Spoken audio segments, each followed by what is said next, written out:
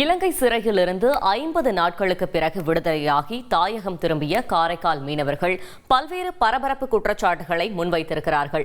கூடுதல் தகவல்களை செய்தியாளர் அந்தோணிராஜ் வழங்க கேட்கலாம். அந்தோணிராஜ், வணக்கம். என்னென்ன குற்றச்சாட்டுகளை மீனவர்கள் முன்வைத்திருக்கிறார்கள்? கூடுதல் தகவல்கள்.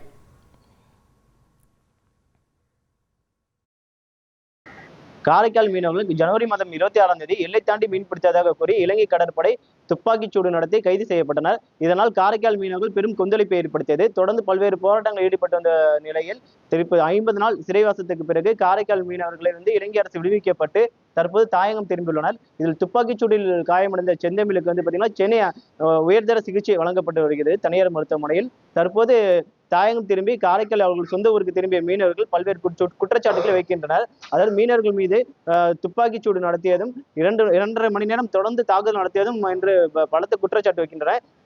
சார், என்னோட ரெசிக்னேஷன் எதுக்கு? நானே ஜாப்ஸ் உருவாக்கி பாஸ் ஆகலாம்னு இருக்கேன். எப்படி? பாஸ் வாலா பி தி பாஸ். நம்ம கூட இருக்காங்க. நீங்க உங்க படகுல எல்லை தாண்டி மீன் பிடிச்சதா இலங்கை அரசு கைது செய்யப்பட்டது. என்ன நடந்தது? கடல்ல என்ன நடந்தது? நாங்கள் அந்த எல்லைக்கு கூட போகல. நாங்கள் எங்கள் எல்லையில் தான் இருந்தோம். நைட் நேரம் எழுத்தோம். அவங்க எதுவும் லைட்டும் போடல, ஒன்றுமே செய்யலை. கிட்ட ஃபோக்கஸ் அடித்து சரம் மாதிரியாக சுட ஆரம்பித்தாங்க. மொத்தம் மூணு நேவி இருக்கும். அவங்க நேவி படகு 3மே சரம் மாதிரியாக சுட ஆரம்பிச்சிட்டாங்க எங்களுக்கு சுட ஆரம்பிச்சா நம்ம என்ன செய்வோம்? பயந்து ஓட தான் செய்வோம். ஓடுறப்பையும் அவங்க விரட்டி ஏறி போட்டு மேலே ஏறி சுட்டுட்டாங்க. இதில் 3 பேருக்கு குண்டடிப்பட்டுச்சு பலத்தமாக. ஒருத்தர் காலே இல்லை. அவர் நடக்கிறதுக்கு கூட ஒரு வருஷமோ 2 வருஷமோ சொல்லிட்டாங்க. மிச்ச ஆட்கள் எல்லாரையுமே சுமார் ஒரு 2 மணி நேரமா அடிச்சாங்க. அப்படி இருந்தும் யாருக்கும் எந்த சிகிச்சையும் இல்லை, ஒன்றும் மருத்துவ பலன் எதுவுமே கொடுக்கல போல. அப்படி ஒரு செந்தமிழ்ன்ற பையனை ஹாஸ்பிட்டலில் வச்சுருந்தாங்க, போனாங்க. அவரு காலிலையும் விலங்கு பிடிச்சிருக்காங்க. எதுக்கு? அவர் நடக்கிறதுக்கே 6 மாதம் 7 மாதம் ஆகுன்றாங்க. இதுலேயும் அவர் காலில் விலங்கு வேற பிடிச்சிருக்காங்க. இதில் அவரோட செலவு, நாங்கள் போட்டுக்கு ஃபைனும் கட்ட சொன்னீங்க, 4 லட்ச ரூபா ஃபைனும் கட்டணும். எங்களுக்கு வாழ்வாதாரமும் இல்லை, போட்டையும் பிடிக்கிட்டீங்க. இதுலேயும் அந்த செந்தமிழ்ன்ற பையனுக்கு செலவு, அவங்க ஹாஸ்பிட்டலில் செலவு பண்ணதும் நான் எங்கள் காசு போட்ட செலவு. இதே கடன் வாங்கி தான் நாங்கள் செலவு போயிருக்கோம். எங்களுக்கு இது வரைக்கும் வாழ்வாதாரமும் இல்லை. 60 நாள் இதோட கடன் இது இருக்குது. 60 நாள் தொழிலுக்கும் போக மாட்டோம். சாப்பாடு செலவுக்கு எங்கள் குடும்பம் என்ன பண்ண போகுதுன்னே தெரியல. இதில் ஒரு பிளேட்டு வச்சாங்க. அந்த பிளேட்டை கொடுக்கற சொல்லி இதுக்கு ஒரு 50,000 காசு வாங்குறாங்க.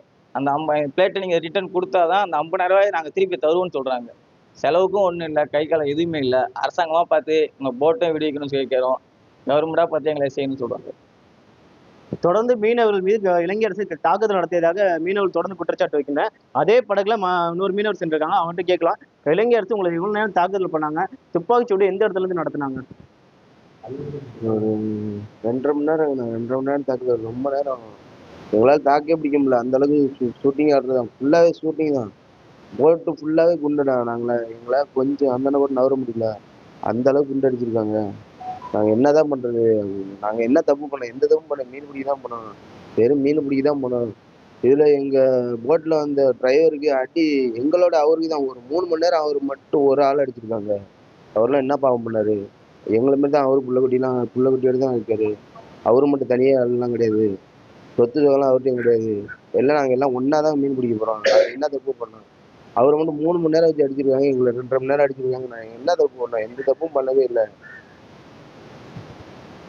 தொடர்ந்து மீனவர்களை 2.5 மணி நேரத்துக்கு மேலாக தாக்குதல் நடத்தி இலங்கை கடற்படை அட்டூழியம் செய்துள்ளதாக இப்ப கரை திரும்பிய மீனவருக்கு குற்றச்சாட்டு வைக்கின்றனர்.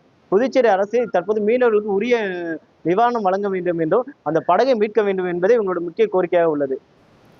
தகவல்களுக்கு நன்றி அந்தோணிராஜ்.